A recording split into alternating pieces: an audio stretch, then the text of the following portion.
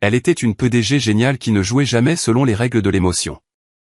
Lorsque son entreprise fit face à la destruction, elle prit immédiatement une décision impensable, épouser un parfait inconnu pour se maintenir à flot. Mais ce qu'elle ignorait, c'est qu'il exécutait lui aussi une mission secrète. Et elle n'était pas la seule à tendre des pièges. Dans les tours de verre du centre-ville de Seattle, où des accords de plusieurs milliards de dollars étaient conclus par des poignées de main et détruits par des murmures, Camille Hartley avait bâti son empire sur un principe simple, faire confiance aux données, jamais aux personnes. À 36 ans, elle dirigeait Helix Défense avec la précision d'une grande maître d'échecs. Chacun de ses mouvements était calculé 3 coups à l'avance. L'entreprise de défense qu'elle avait héritée de son défunt père s'était transformée sous sa direction en une puissance technologique, développant des systèmes de sécurité de pointe pour les gouvernements du monde entier. L'héritage Hartley remontait à 3 générations, commençant avec son grand-père Marcus, qui avait fondé l'entreprise dans son garage après la Seconde Guerre mondiale. Son père, William, l'avait transformé d'une petite entreprise d'électronique en un grand contractant de défense.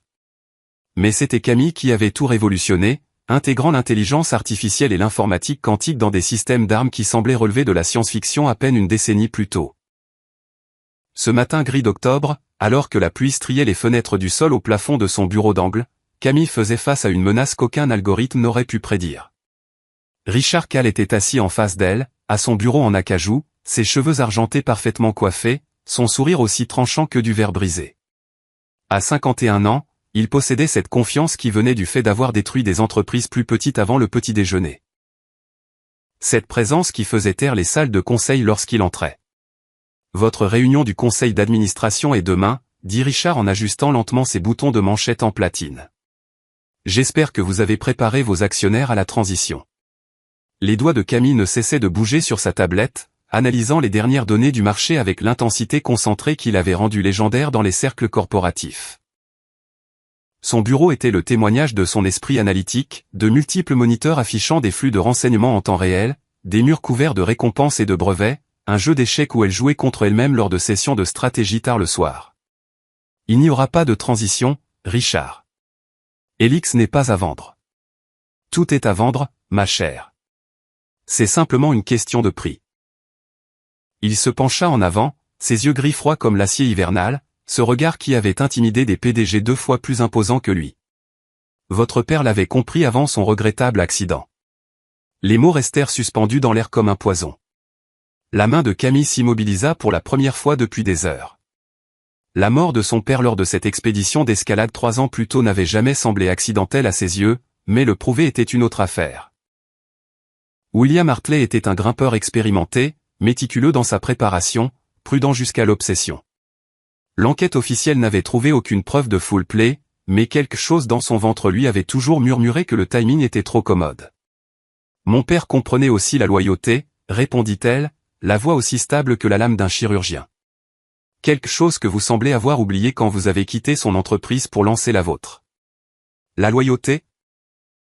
Le rire de Richard était amer, chargé de décennies de ressentiment et de griefs soigneusement entretenus. Il m'a écarté dès que vous avez obtenu votre diplôme de l'école de commerce. 20 ans de partenariat n'ont rien signifié quand sa précieuse fille a eu besoin d'un bureau d'angle. Vous détourniez des fonds du budget recherche et développement. Je planifiais l'avenir. Votre père était trop sentimental pour voir que Helix devait évoluer ou mourir. Richard se leva, lissant son costume à $1000 avec une élégance étudiée. Maintenant, elle meurt de toute façon. Vos actions ont chuté de 18% ce trimestre. Votre ingénieur en chef a fait défection vers mon entreprise le mois dernier avec la moitié de son équipe. Votre plus gros contrat gouvernemental expire dans 6 semaines, et mes contacts au Pentagone me disent que le renouvellement est improbable. Chaque mot était un coup calculé, délivré avec la précision de quelqu'un qui avait passé des mois à identifier les faiblesses et les points de pression. Camille les sentit atterrir, mais elle avait survécu à des coups d'État au sein du Conseil et à des OPA hostiles auparavant. Elle avait survécu à la mort de son père, à l'effondrement puis au décès de sa mère d'un cancer 2 ans plus tard. Elle survivrait à Richard Kahl. Vous oubliez quelque chose, dit-elle enfin en levant les yeux de sa tablette avec ce regard direct qui avait fait signer des chèques à 8 chiffres à des capital risqueurs sans qu'ils lisent les petites lignes. Quoi donc? Je ne perds pas. Tout le monde finit par perdre, Camille. La question est de savoir si vous partirez avec quelque chose ou si vous regarderez tout brûler. Vos employés, vos actionnaires, l'héritage de votre père? Tout cela ne sera plus que cendre si vous me forcez la main. Et quelle est exactement votre main, Richard? Qu'est-ce qui vous rend si sûr de pouvoir prendre quelque chose que ma famille a construit pendant 70 ans? Le sourire de Richard s'élargit. Et pour la première fois, Camille vit quelque chose de vraiment dangereux sous son vernis corporatif. Parce que je sais des choses sur Helix Défense qui feraient disparaître vos contrats gouvernementaux du jour au lendemain. Parce que j'ai des connexions qui atteignent des endroits que vous n'imaginez même pas. Et parce que je prépare cela depuis bien plus longtemps que vous ne le réalisez. Après le départ de Richard, laissant derrière lui un parfum de colonnes coûteuses et de menaces voilées, Camille resta seule dans son bureau. La ville s'étendait en contrebas, des millions de lumières commençant à scintiller à l'approche du crépuscule. Quelque part dans ces lumières se trouvaient les 15 000 employés qui dépendaient d'elle, les familles dont les moyens de subsistance reposaient sur la décision qu'elle prendrait ensuite. Elle avait bâti sa vie autour de l'évitement des décisions émotionnelles qui avaient détruit d'autres dirigeants. Alors que ses concurrents choisissaient en fonction de l'ego ou du sentiment, Camille s'appuyait sur les données, les matrices de probabilité et l'analyse mathématique froide. Cela l'avait rendue immensément riche et puissante au-delà de son âge. Mais cela l'avait aussi rendue profondément seule. La solitude ne l'avait jamais dérangée auparavant. Elle s'était dit que les attachements émotionnels étaient des vulnérabilités, que faire confiance aux gens était un luxe qu'elle ne pouvait pas se permettre dans un monde où l'espionnage industriel était routinier et où les poignées de main amicales précédaient souvent des prises de contrôle hostiles. Mais debout dans son bureau vide, face à la possibilité de perdre tout ce que sa famille avait construit, elle se demandait si son isolement n'était pas enfin en train de causer sa perte.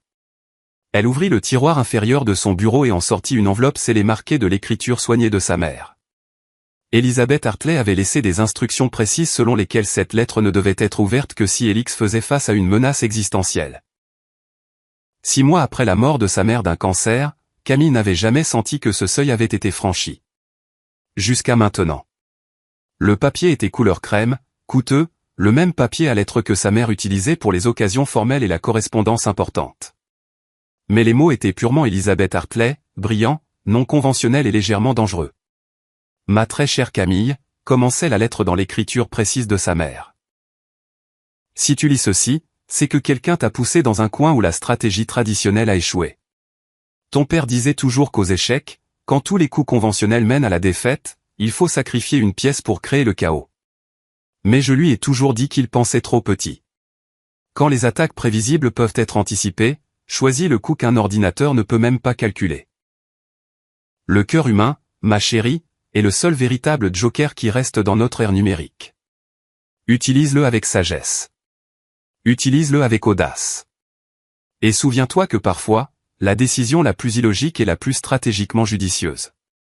Camille lut la lettre 3 fois avant de comprendre ce que sa mère suggérait. C'était insensé. C'était illogique. Cela violait tous les principes de pensée stratégique qu'elle avait jamais appris. C'était exactement le genre de coup qui pourrait tout sauver. Le lendemain matin, elle parcourut le vaste complexe d'Helix avec des yeux nouveaux. Le siège occupait 6 bâtiments reliés par des passerelles aériennes, une petite ville dédiée aux affaires de la défense nationale. Elle passa devant les laboratoires où ses ingénieurs concevaient les systèmes d'armes de demain, travaillant avec des processeurs quantiques et des réseaux d'intelligence artificielle qui repoussaient les limites du possible technologique. Devant les salles de conférence où des accords de millions de dollars étaient négociés avec des gouvernements qui n'existaient officiellement pas.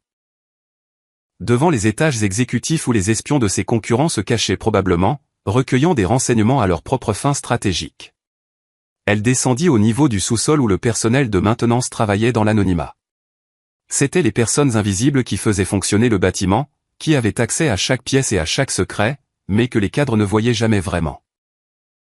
Ils se déplaçaient dans l'écosystème de l'entreprise comme des fantômes, essentiels mais inaperçus, à qui l'on confiait tout et à qui l'on ne créditait rien. Nathan Dorn remplaçait une ampoule fluorescente dans le sous-sol lorsque Camille le trouva. À 42 ans, il se déplaçait avec l'économie de quelqu'un qui avait appris à ne pas gaspiller ses mouvements, chaque geste précis et intentionnel. Ses cheveux sombres commençaient à grisonner aux tempes, et ses mains, elle le remarqua immédiatement, étaient marquées de cicatrices qui ne venaient pas du travail de maintenance. Il y avait des callosités qui suggéraient un entraînement aux armes et une fine ligne blanche en travers des jointures qui ressemblaient suspectement à une blessure au couteau.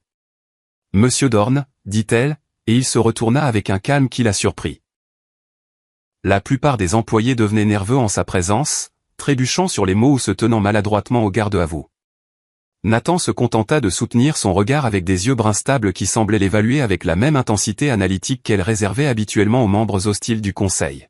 « Madame », répondit-il d'une voix calme et contrôlée, avec une légère pointe d'accent qu'elle ne parvenait pas à situer. Il travaillait chez Elix depuis 5 ans, selon son dossier du personnel. Mais en le regardant maintenant, Camille réalisa qu'elle ne savait presque rien de l'homme qu'elle s'apprêtait à proposer en mariage.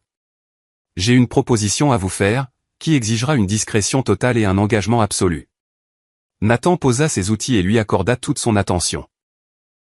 Il y avait quelque chose dans sa manière d'écouter, non pas comme un employé recevant des ordres, mais comme un égal évaluant un allié potentiel. La plupart des gens dans sa position auraient été intimidés par son apparition soudaine, par l'importance évidente de ce qu'elle s'apprêtait à discuter. Nathan semblait simplement curieux. « Je vous écoute. J'ai besoin d'un mari pour 6 mois. L'arrangement serait purement contractuel. Bien sûr, vous vivriez dans mon Pentouse, assisteriez à certaines fonctions sociales, et convaincriez le monde que Camille Hartley a fait quelque chose de complètement imprévisible. En retour, vous recevriez 500 000 $ et la garantie que tous les secrets que vous cachez resteront cachés. » L'expression de Nathan ne changea pas, mais quelque chose scintilla dans ses yeux. Pas exactement de la surprise, mais une forme de reconnaissance, comme s'il s'attendait à quelque chose d'inhabituel, mais peut-être pas tout à fait à cela. « Qu'est-ce qui vous fait penser que j'ai des secrets ? » « Tout le monde a des secrets, Monsieur Dorn. La question est de savoir si les vôtres correspondent à mes besoins. » Elle marqua une pause, étudiant son visage avec la même intensité qu'elle apportait à l'analyse des tendances du marché. « Vous travaillez ici depuis 5 ans, mais votre historique professionnel avant cela présente des lacunes qui n'ont pas de sens. Vous avez des compétences qui vont bien au-delà de ce que votre poste exige. Et hier, quand ce journaliste posait des questions indiscrètes près du quai de chargement, vous vous êtes positionné de manière à ce que votre corps bloque la vue de la caméra sur les manifestes d'expédition. La plupart des gens se seraient écartés. » Nathan hocha lentement la tête et elle pouvait presque le voir effectuer ses propres calculs. « Quand commençons-nous ? » Le mariage eut lieu 3 jours plus tard dans une petite chapelle surplombant la baie d'Elliott. Camille portait une simple robe ivoire qui coûtait plus cher que la voiture de la plupart des gens. Ces lignes élégantes avaient été dessinées par un couturier milanais qui habillait habituellement la royauté européenne. Nathan portait un costume gris anthracite qui lui allait parfaitement. Trop parfaitement, réalisa-t-elle, pour quelqu'un qui était censé acheter ses vêtements en prêt-à-porter. La coupe était coûteuse, probablement sur mesure, ce qui soulevait de nouvelles questions sur son passé qu'elle rangea pour une analyse ultérieure. La cérémonie fut brève, efficace et totalement dépourvue d'émotion. Ils échangèrent des vœux rédigés par des avocats et des alliances achetées par des assistants. La chapelle ne comptait que le nombre minimum de témoins exigé par la loi, son avocat personnel, le superviseur du bâtiment et un photographe qui captura des images qui apparaîtraient bientôt dans les journaux du monde entier. Lorsque le ministre les déclara mari et femme, leur baiser ne fut qu'un effleurement des lèvres, une transaction commerciale scellée par le contact physique le plus minimal. Mais même ce bref toucher envoya une secousse inattendue à travers Camille, un rappel que sous les calculs stratégiques et les manœuvres corporatives, ils étaient encore 2 personnes dont les vies venaient de devenir inextricablement liées. La réaction des médias fut immédiate et explosive. La PDG de la Défense épouse un ouvrier de maintenance dans une cérémonie surprise. Le mariage choquant de Camille Hartley avec un employé inconnu. Amour ou stratégie ? Le mariage inattendu de la PDG soulève des questions. L'histoire domina les actualités économiques pendant 48 heures, noyant tout le reste dans un flot de spéculation et d'analyse. Les marchés financiers réagirent avec confusion et volatilité. Les actions d'Elix Défense oscillèrent violemment alors que les investisseurs tentaient de comprendre ce que ce mariage signifiait pour l'avenir de l'entreprise. Certains analystes le qualifièrent de brillante opération de relations publiques. D'autres s'inquiétèrent de la stabilité mentale de Camille, et quelques-uns suggérèrent qu'il pouvait être lié à une stratégie corporative plus large qu'ils n'avaient pas encore identifiée. La réaction de Richard Kahl fut exactement celle qu'espérait Camille. Dans les heures qui suivirent l'annonce, son assaut soigneusement orchestré contre Elix Défense vacilla. Les membres du conseil qui avaient été pressurés pour voter contre elle commencèrent à poser des questions sur le passé de son nouveau mari. Les journalistes qui avaient reçu des histoires négatives sur son leadership eurent soudain un conte de fées romantique à couvrir à la place. La pression financière qui s'était accumulée pendant des semaines s'allégea soudain alors que l'attention du marché se tournait vers l'angle humain. Mais Camille découvrit bientôt que le mariage avec Nathan Dorn avait introduit des variables qu'elle n'avait pas anticipées. Vivre avec lui était comme partager l'espace avec un fantôme. Il se déplaçait dans son pantouse avec une efficacité silencieuse, ne touchant jamais à ses possessions, ne laissant aucune trace de sa présence sauf le léger parfum de savon et d'acier qui persistait dans les pièces après son passage. L'appartement faisait 3500 pieds carrés d'élégance moderne, avec des vues panoramiques sur la baie et un mobilier qui coûtait plus que ce que la plupart des gens gagnaient en un an. Mais Nathan l'occupait comme un visiteur temporaire, veillant à ne rien déranger qui pourrait indiquer qu'il y appartenait. Il préparait le petit déjeuner avant qu'elle ne se réveille et le dîner était prêt quand elle rentrait du travail. Mais ils mangeaient dans un silence quasi total, chacun absorbé par son analyse respective des renseignements de la journée. Parce que c'était bien de cela qu'il s'agissait, réalisa Camille. Nathan n'observait pas simplement leur environnement, il effectuait une surveillance. La façon dont ses yeux suivaient les mouvements à travers les fenêtres, la manière subtile dont il testait les serrures et les caméras de sécurité, le fait qu'il savait d'une manière ou d'une autre lesquels de ses employés de maison pouvaient être fiables et lesquels ne l'étaient pas. Ce n'étaient pas des compétences apprises lors d'une formation en maintenance. Vous étiez militaire, dit-elle un soir, en le regardant nettoyer efficacement la vaisselle du dîner avec cette précision méthodique qui suggérait un entraînement institutionnel. Tout le monde suppose cela. Ce n'est pas une supposition. Hier, quand l'ascenseur a fait ce bruit de grincement, vous vous êtes instinctivement placé entre moi et le bruit. C'est un positionnement protecteur, une réponse entraînée. Elle posa son verre de vin, se concentrant sur lui avec l'intensité analytique qui avait fait sa fortune. La façon dont vous tenez un couteau quand vous cuisinez suggère un entraînement au combat. Les cicatrices sur vos mains ne viennent pas d'accidents de maintenance, et vous dormez exactement 4 heures par nuit, ce qui correspond à un conditionnement militaire pour des opérations à haut stress. Nathan essuya un verre à vin avec une précision soignée. Ses mouvements étaient économiques et exercés. Peut-être que je suis simplement poli. Poli n'explique pas pourquoi vous vous réveillez au moindre bruit, ni pourquoi il y a des callosités sur vos mains dues à un entraînement aux armes, ni pourquoi vous connaissez les protocoles de sécurité du bâtiment mieux que des gens qui y travaillent depuis des décennies. Il posa le verre et se tourna vers elle, et pour la première fois depuis leur mariage, elle vit quelque chose de sincère dans son expression. Pas la neutralité soigneuse qu'il maintenait habituellement, mais un éclair de l'homme sous la performance. Vous vous inquiétez pour votre sécurité, Madame Dorn ? Le nom lui semblait encore étrange, comme un costume qui ne lui allait pas tout à fait. Je m'inquiète des variables que je ne peux pas calculer. Alors calculez ceci, dit Nathan en s'approchant. Chaque matin, je vérifie les flux de sécurité pour toute activité inhabituelle. Chaque soir, je m'assure que personne n'a accédé à vos fichiers privés.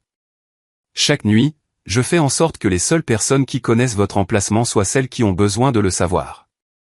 Quels que soient mes secrets, ils travaillent en votre faveur. La première tentative d'assassinat survint 2 semaines plus tard. Camille travaillait tard dans son bureau, comme elle le faisait la plupart des soirs, entourée de rapports financiers et de briefings de renseignements qui peignaient un tableau de plus en plus inquiétant des activités de Richard. Le bâtiment était presque vide, seuls quelques gardes de sécurité et quelques ingénieurs dévoués travaillant toute la nuit aux niveaux inférieurs. Dehors, Seattle scintillait dans l'obscurité, indifférente à la guerre corporative qui se déroulait dans ses tours étincelantes. Les lumières s'éteignirent soudainement, complètement, comme si quelqu'un avait actionné un interrupteur principal. L'alimentation de secours se déclencha immédiatement, baignant tout dans une lueur rouge infernale. Mais ces secondes cruciales d'obscurité furent tout ce dont l'intrus avait besoin. Elle entendit le murmure d'une arme silencieuse et se jeta derrière son bureau juste au moment où la chaise sur laquelle elle était assise explosait dans une pluie de rembourrage et d'éclats. La porte du bureau s'ouvrit brusquement et Nathan apparut, se déplaçant avec une grâce liquide à travers les ombres. Mais ce n'était pas l'ouvrier de maintenance discret qu'elle avait épousé. Il ne tenait pas d'outil de concierge. L'arme dans ses mains était de qualité militaire, et il l'utilisait avec la précision de quelqu'un qui avait déjà tué. 3 coups rapides, et le sniper sur le toit voisin se tua jamais. « Vous êtes blessé ?» demanda Nathan en l'aidant à se relever avec des mains douces mais professionnelles qui vérifiaient les blessures tout en la stabilisant. Les mains de Camille tremblaient sous l'adrénaline. Pas de peur. Elle avait survécu à des réunions du conseil qui auraient brisé des cadres moins solides, mais quelqu'un venait d'essayer de la tuer dans son propre bureau. Comment avez-vous su? L'imagerie thermique a montré quelqu'un en train de descendre en rappel du bâtiment d'en face. J'ai surveillé les menaces depuis le premier jour. Surveillé comment? Avec quel matériel? Nathan rangea son arme sous sa veste. Le geste était si fluide qu'il semblait répéter. Du matériel qui n'existe pas officiellement. Nathan. Elle lui saisit le bras, sentant les muscles solides sous le tissu de sa chemise. Qui êtes-vous vraiment? Quelqu'un qui a besoin que vous restiez en vie. L'attaque changea tout. Soudain, leur mariage de convenance devint un véritable partenariat de survie. Richard avait retiré ses gants, et Camille réalisa que la mort de son père n'avait peut-être été que le début d'un jeu bien plus vaste. La tentative sur sa vie avait été professionnelle, bien planifiée, exécutée par quelqu'un disposant de ressources sérieuses et sans aucune contrainte morale. Il passe à la vitesse supérieure, dit-elle le lendemain matin en étudiant les images de sécurité de l'attaque dans sa salle de conférence privée. La vidéo montrait l'approche du sniper avec une clarté glaçante. Une silhouette en tenue tactique noire se déplaçant avec une précision militaire. Ce qui signifie que nous réussissons. Il se sent menacé. Nathan examinait l'équipement du sniper, cataloguant chaque pièce avec une minutie professionnelle. Les armes étaient haut de gamme, du genre qui coûtait plus cher qu'une maison et n'étaient pas disponibles via les circuits normaux. Ce n'est pas de la violence aléatoire. Les armes, le timing, l'exécution, tout cela a été planifié par quelqu'un disposant de ressources sérieuses. Richard a des ressources. Pas ce genre de ressources. Cet équipement provient de surplus militaires issus d'opérations à budget noir. Quiconque a équipé cette équipe a des connexions avec des endroits très sombres. Nathan leva les yeux de la lunette de fusil qu'il examinait. Ce n'est pas de l'espionnage industriel, Camille. C'est quelque chose de bien plus dangereux. Que voulez-vous dire? Je dis que votre mari s'est fait des ennemis qui n'apparaissent sur aucun organigramme corporatif.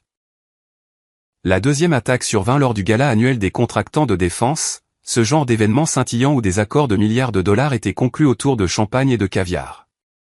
Camille prononçait un discours d'ouverture sur l'avenir de la cybersécurité devant un public de 400 des personnes les plus puissantes de l'industrie, généraux, membres du cabinet, PDG qui contrôlaient des systèmes d'armes capables de raser des villes. Elle était au milieu de sa présentation lorsqu'une personne pirata les systèmes d'urgence du bâtiment.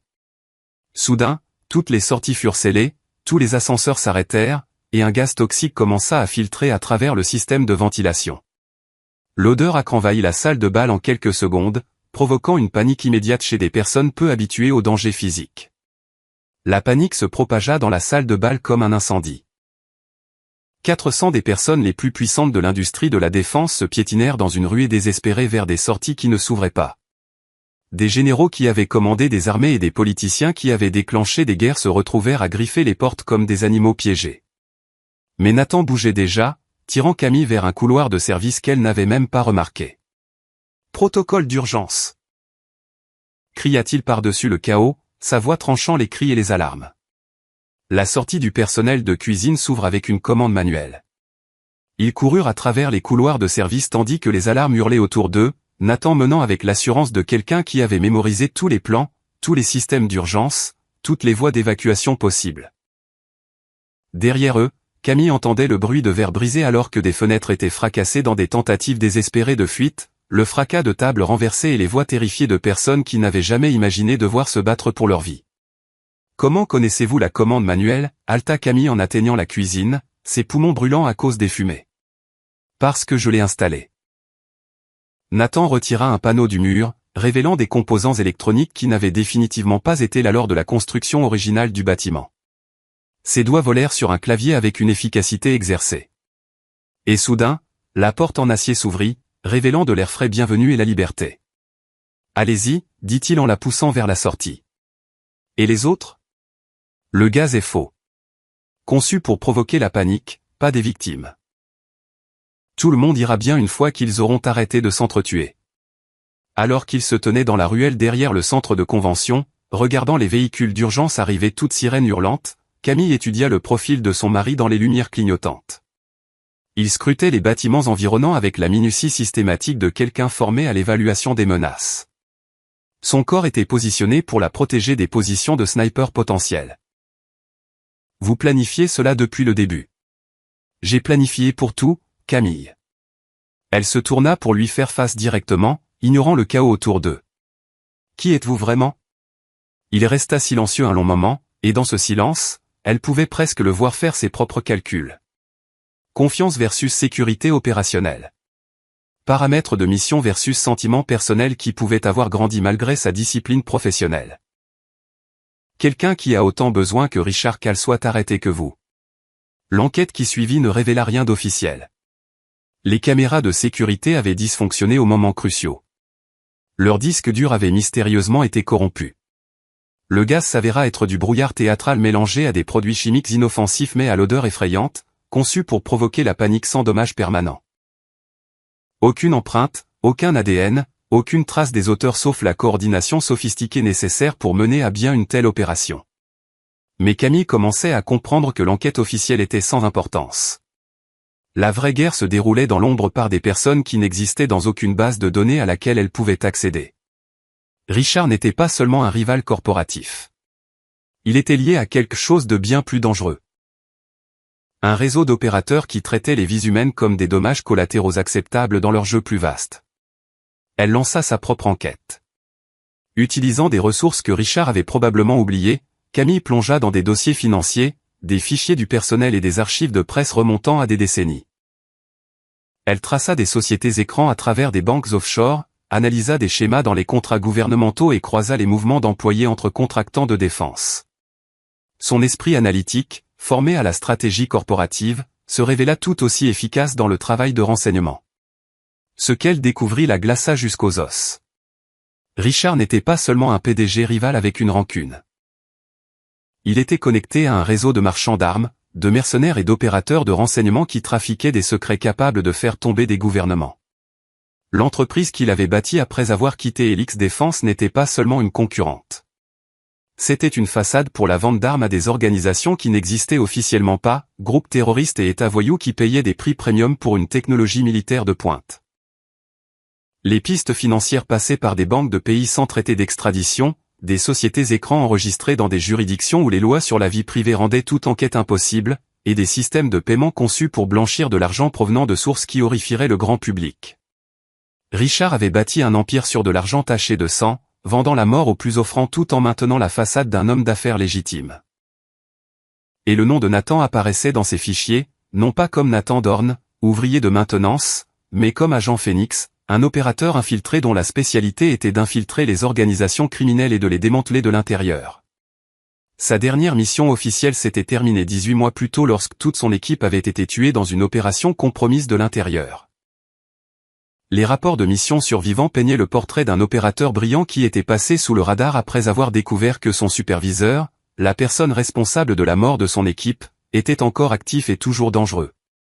L'agent Phoenix le traquait depuis lors, travaillant en dehors des canaux officiels, suivant une piste de corruption qui menait des champs de bataille étrangers aux salles de conseil américaines. Ce superviseur s'appelait Richard Kahl. Camille était assise dans son bureau, entourée d'impressions et de documents classifiés qui n'auraient pas dû exister, essayant de traiter l'ampleur de ce qu'elle avait découvert. Son mariage était faux, mais la conspiration qui l'entourait était terrifiante de réalité. Son mari était un espion, mais il était aussi un homme en quête de justice pour ses amis assassinés. Son ennemi était pire qu'elle ne l'avait imaginé. Mais elle comprenait enfin pourquoi Nathan avait accepté de l'aider. Vous saviez, dit-elle quand Nathan revint de sa ronde de sécurité du soir. Il vit les documents étalés sur son bureau et hocha la tête, l'expression soigneusement neutre. Une partie. Richard a tué votre équipe. Richard a donné l'ordre. Ce n'était pas lui qui appuyait sur la détente. Nathan se versa un verre de whisky du bar, son premier verre depuis le début de leur mariage. Mais c'est lui qui les a trahis, qui a transformé une opération de renseignement de routine en massacre, et vous le traquez depuis lors. Nathan prit une gorgée de whisky, la savourant comme un homme qui s'accordait rarement de tels luxes. J'attendais la bonne opportunité. Kahl est protégé par des couches d'affaires légitimes et de connexions gouvernementales. On ne peut pas simplement s'approcher et lui tirer dessus. Alors vous m'avez utilisé. J'ai utilisé la situation, tout comme vous m'avez utilisé. Camille sentit quelque chose se tordre dans sa poitrine. De la colère, de la trahison, ou peut-être de la déception que ce qui avait commencé à sembler réel ne soit qu'une autre performance. Nous formons un sacré duo, n'est-ce pas? La PDG qui ne fait confiance à personne et l'espion qui ment pour vivre. Camille. Nathan posa son verre et se tourna vers elle, et elle vit quelque chose dans son expression qu'elle n'avait jamais vu auparavant, de la vulnérabilité, peut-être, ou le genre d'honnêteté qui venait à un grand coup personnel. Tout ce que je vous ai dit sur la protection, sur le fait de vous garder en sécurité, c'était réel. Vraiment? Ou étais-je juste une couverture utile pour votre mission de vengeance? Les deux. Son honnêteté était brutale et, d'une certaine manière, rassurante. Mais quelque part entre le faux mariage et les vrais bals, les choses ont changé. Elle voulait le croire. Plus que cela, elle voulait lui faire confiance. Mais la confiance était un luxe qu'elle n'avait jamais pu se permettre, et découvrir que son mari était un agent fédéral en quête de vengeance contre le même homme qui menaçait son entreprise ressemblait à une coïncidence trop grande pour l'accepter à sa juste valeur. Richard prépare quelque chose de gros, dit-elle en se concentrant sur les renseignements étalés devant eux. Ces transferts financiers, le timing des attaques, il se dirige vers une opération majeure. Nathan étudia les documents par-dessus son épaule, et elle fut vivement consciente de sa présence, de la chaleur de son corps, du parfum subtil de son aftershave mélangé à quelque chose qui pouvait être de la cordite provenant de l'entretien de ses armes du soir. La présentation du prototype d'Helix Défense est la semaine prochaine, votre nouvelle grille de défense assistée par IA. Comment savez-vous cela?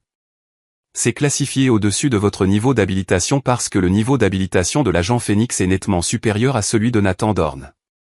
La présentation du prototype était l'événement le plus important de l'année pour Helix Défense. Des responsables gouvernementaux, des hauts gradés militaires et des contractants de défense alliés se rassembleraient pour voir l'avenir de la sécurité nationale. Un système d'IA capable de coordonner des réponses défensives sur de multiples plateformes, de réagir aux menaces plus rapidement que des opérateurs humains, et de s'adapter en temps réel à de nouveaux schémas d'attaque. Il représentait 5 ans de développement et des centaines de millions de dollars en recherche. C'était aussi l'occasion parfaite pour Richard de porter un coup fatal à tout ce que Camille avait construit. Il va saboter la démonstration, réalisa-t-elle. Faire en sorte que nos systèmes paraissent défectueux ou compromis. Pire que cela, dit Nathan en lisant les dossiers financiers de Richard avec l'intensité concentrée d'un décrypteur. Ces paiements vers des comptes offshore, le timing, il ne prévoit pas seulement de vous embarrasser. Il prévoit de vous accuser de trahison. Les mots frappèrent comme des coups physiques. La trahison signifiait la prison, le déshonneur, la destruction complète de tout ce que sa famille avait construit sur 3 générations. Cela signifiait que Richard gagnerait totalement, en prenant le contrôle d'Helix Défense et en l'utilisant pour étendre son empire criminel avec le plein soutien du gouvernement américain. Nous devons l'arrêter. Nous le ferons. La voix de Nathan portait la certitude froide de quelqu'un qui avait mis fin à des menaces auparavant. Mais nous allons le faire ensemble. Plus de secrets. Plus d'agendas séparés. Un partenariat total. Camille regarda l'homme qu'elle avait épousé comme une manœuvre stratégique et réalisa que quelque part au milieu du faux romantisme et du danger réel, elle avait commencé à lui faire confiance. Pas parce que les données le soutenaient, mais parce que son cœur avait fait des calculs que son esprit ne pouvait pas traiter. Partenariat total, accepta-t-elle. La semaine précédant la présentation du prototype fut un cours magistral en guerre coordonnée. Camille utilisa ses ressources corporatives pour tracer les réseaux financiers de Richard, tandis que Nathan employait ses contacts dans le renseignement pour cartographier la structure opérationnelle de la conspiration contre eux. Ils travaillaient 18 heures par jour, soutenus par le café, la détermination et une conscience croissante qu'ils fonctionnaient comme une équipe avec une efficacité qui transcendait leurs capacités individuelles. Le brillant analytique de Camille combiné à l'expérience opérationnelle de Nathan créait une synergie qu'aucun d'eux n'avait anticipée. Elle pouvait identifier des schémas dans les données financières qui révélaient la structure des réseaux criminels tandis qu'ils comprenaient comment ces réseaux fonctionnaient en pratique. Ensemble, ils commencèrent à voir l'ampleur complète de l'opération de Richard, non pas seulement une prise de contrôle corporative, mais une infiltration systématique de l'industrie de la défense qui avait été préparée pendant des années. Il planifie cela depuis avant la mort de votre père. Annonça Nathan le matin de l'événement, en étalant des photos de surveillance sur leur table de salle à manger. Ces réunions avec des opérateurs étrangers, le recrutement d'actifs au sein des agences gouvernementales. Ce n'est pas opportuniste. C'est une stratégie à long terme pour compromettre les capacités de défense américaines. Et la présentation du prototype est son objectif final. Il va utiliser la démonstration elle-même. Nos renseignements suggèrent qu'il a planté des preuves qui feront paraître que vous avez vendu des secrets de défense à des gouvernements étrangers. Comment le compterons-nous? Nous lui donnons exactement ce qu'il veut, puis nous retournons cela contre lui. Le Seattle Convention Center avait été transformé en vitrine high-tech. Son immense hall principal était rempli d'expositions représentant l'avant-garde de la technologie militaire. Les contractants de défense rivalisaient pour attirer l'attention avec des présentations élégantes de systèmes d'armes qui semblaient sortir de films de science-fiction. Des responsables militaires et des contractants gouvernementaux remplissaient l'auditorium tandis que le personnel de sécurité maintenait un périmètre que Nathan avait aidé à concevoir. Sur scène, le prototype d'Helix Défense bourdonnait doucement, ses courbes élégantes cachant une technologie révolutionnaire qui pouvait redéfinir la guerre moderne. Le système d'IA était contenu dans un boîtier pas plus grand qu'un réfrigérateur, mais sa puissance de calcul dépassait tout ce qui avait été développé auparavant pour des applications militaires. Camille se tenait au pupitre, rayonnante dans un tailleur marine qui projetait autorité et confiance. Pour le public, elle paraissait calme, professionnelle, totalement maîtresse d'elle-même. Seul Nathan, observant depuis les coulisses, pouvait voir la légère tension dans ses épaules qui indiquait qu'elle était prête pour la bataille. « Mesdames et messieurs », commença-t-elle, sa voix portant facilement à travers l'auditorium bondé. « Aujourd'hui, vous allez assister à l'avenir de la défense nationale. Notre grille assistée par IA représente 5 ans de développement et l'expertise combinée de nos meilleurs ingénieurs. Mais plus que cela, elle représente notre engagement à protéger les libertés qui nous sont chères. » Dans le public, Richard Kahl était assis au 3e rang, ses cheveux argentés parfaits sous les lumières de la scène, son sourire tranchant d'anticipation. Il n'avait aucune idée que chacun de ses mouvements était surveillé par des caméras de sécurité que Nathan avait reprogrammées, ni que le smartphone dans sa poche avait été compromis par un logiciel que Camille avait développé spécifiquement pour ce moment. La démonstration commença sans accroc. Le système d'IA d'Helix Défense traquait les menaces simulées avec une précision stupéfiante, coordonnant des réponses défensives qui auraient nécessité des dizaines d'opérateurs humains à peine quelques années plus tôt. Le public observait avec fascination le déploiement de la technologie qui définirait la prochaine génération de la guerre. Puis Richard fit son coup. L'attaque cybernétique était sophistiquée, multifacette, conçue pour submerger les systèmes d'Helix tout en implantant simultanément des preuves de la prétendue trahison de Camille. Des fichiers classifiés commencèrent à apparaître sur des réseaux publics, leur contenu suggérant qu'elle vendait des secrets militaires à des gouvernements étrangers depuis des années. Des dossiers financiers se matérialisèrent dans les bases de données d'Helix, montrant des paiements provenant de pays considérés comme hostiles aux intérêts américains. Le système d'IA lui-même commença à afficher des avertissements indiquant que sa sécurité avait été compromise de l'intérieur. Mais Camille était prête. Au lieu de combattre l'attaque, elle la laissa se dérouler tandis que ses propres contre-mesures traçaient chaque octet jusqu'à sa source.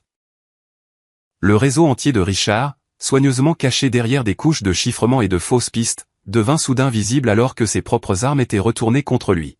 « Il semble que nous subissions une attaque cybernétique », annonça calmement Camille alors que des alarmes commençaient à retentir dans tout le centre de convention. Heureusement, notre système d'IA est conçu pour tracer de telles intrusions jusqu'à leur source. Sur les immenses écrans flanquant la scène, le réseau caché de Richard commença à apparaître. Des dossiers financiers montrant des paiements à des mercenaires et à des marchands d'armes s'affichèrent en temps réel.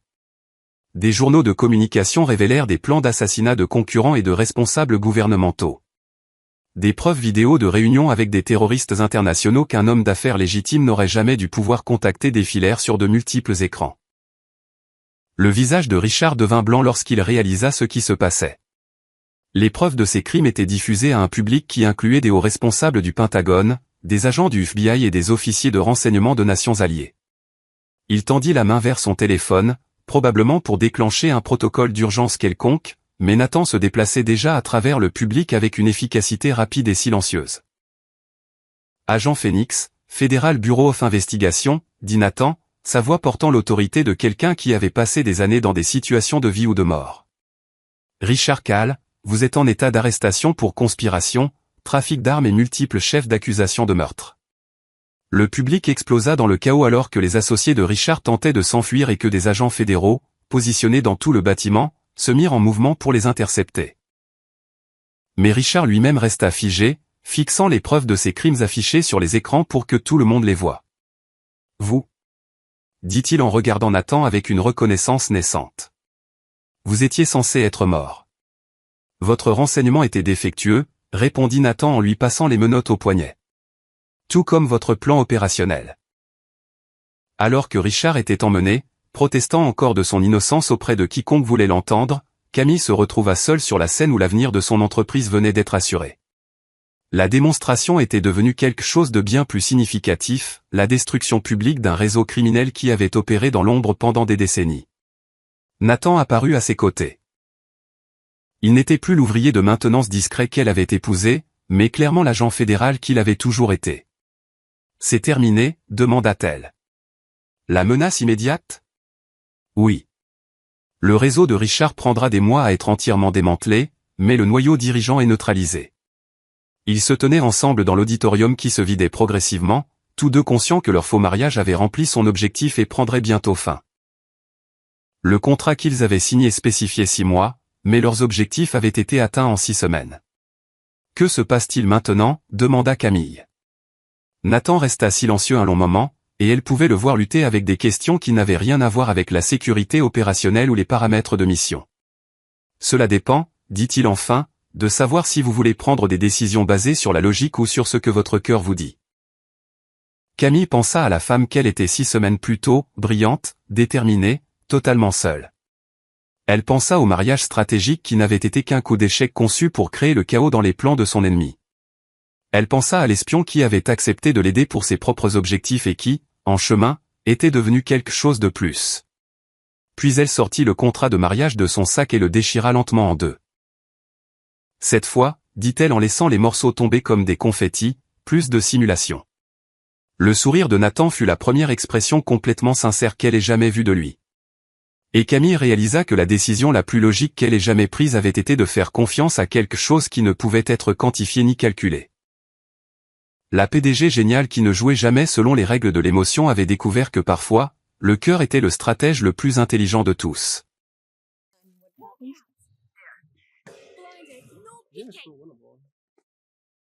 I don't want to win anymore. Enemy spotted A. Oh, two days. What if I get it? Wait, Jets 5 HP. Drop and throwing. Spike down A. A wash hour. Where he's walking into their bullet. They know I'm here. Well, the bomb's down default. They're coming back to you, coming back to Last you. player standing. Jets 5 HP. Where's he going? Team Ace. Attackers win.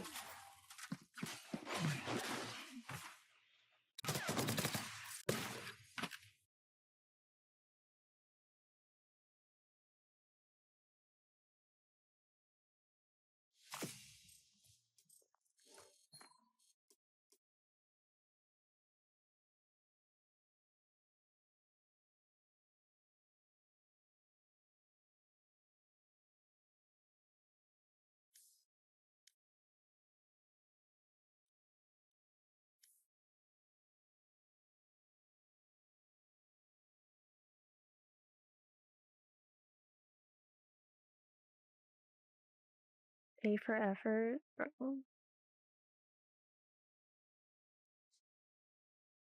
Yeah, this game is stupid. 22. But then we were only gaining 14 on those other ones. I don't know. I went 6-20, so it doesn't really matter if I gain 22, lose 22. I lose 22 no matter what. And if I I went 6-20, then I'm guaranteed to lose 22. Doesn't matter. I play like shit. Didn't deserve the rank up.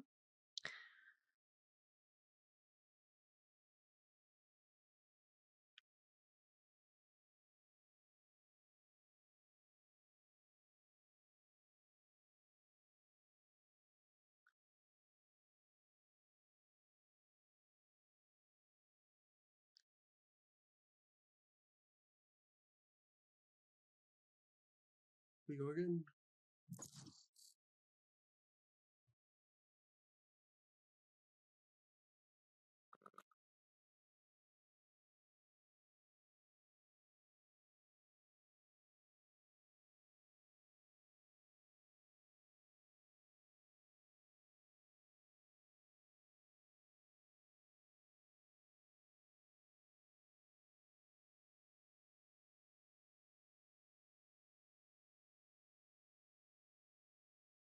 Match found.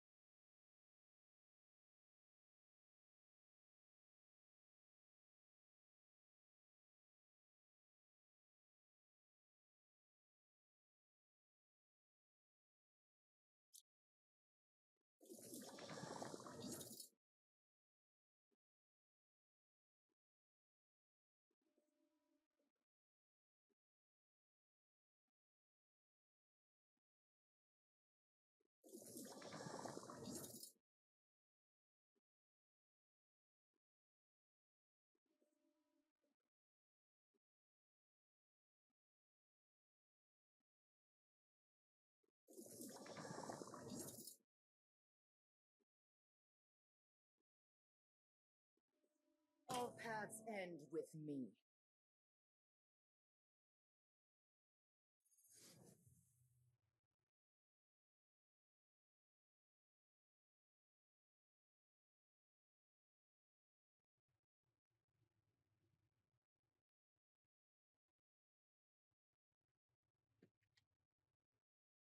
I believe in all of you like I believe in myself.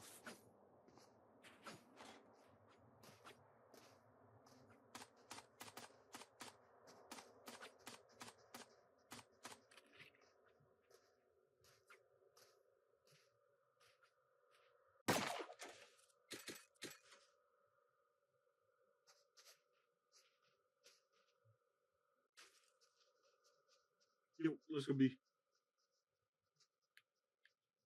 Sir, yes, sir. I just had to join first, so I get past the zombie things or whatever they're called. Now we wait.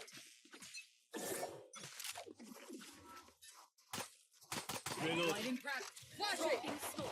Shooting flash. Flashing. Launching storm. Storm's activated. There's two link right now. So thank you. One enemy remaining. Flawless. Yes. There's still my door. You just don't get a reset button. Who's this goal? Why is it Haley? If I was the GOAT, why did I go 6-20 in my last game? Crazy. Now we wait.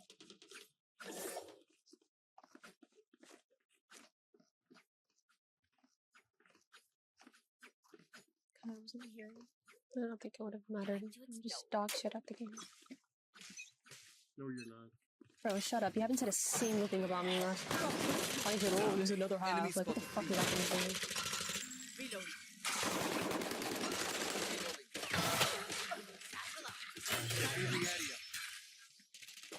One enemy remaining.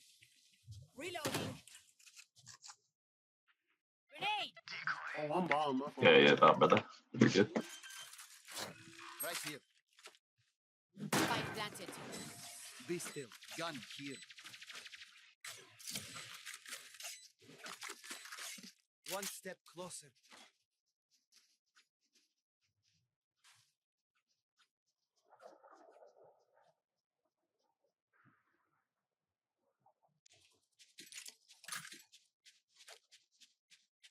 No charges.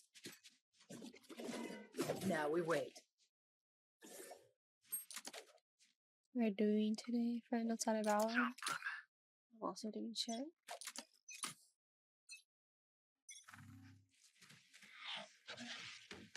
Flashing. Flashing again. On left side. Like, make him rewind. I'm on his body. Oh, never mind. Tragic. Just close left flank. Spike Get down back to our A. link. Two seconds. There's two link, two link. On the side. Last player standing. Oh, this side.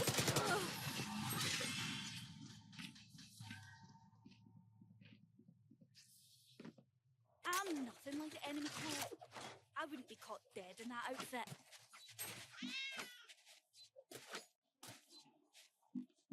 I thought the spike was an integral part of our plan. Now we wait. Need to move my wall. Now we wait. Back to it.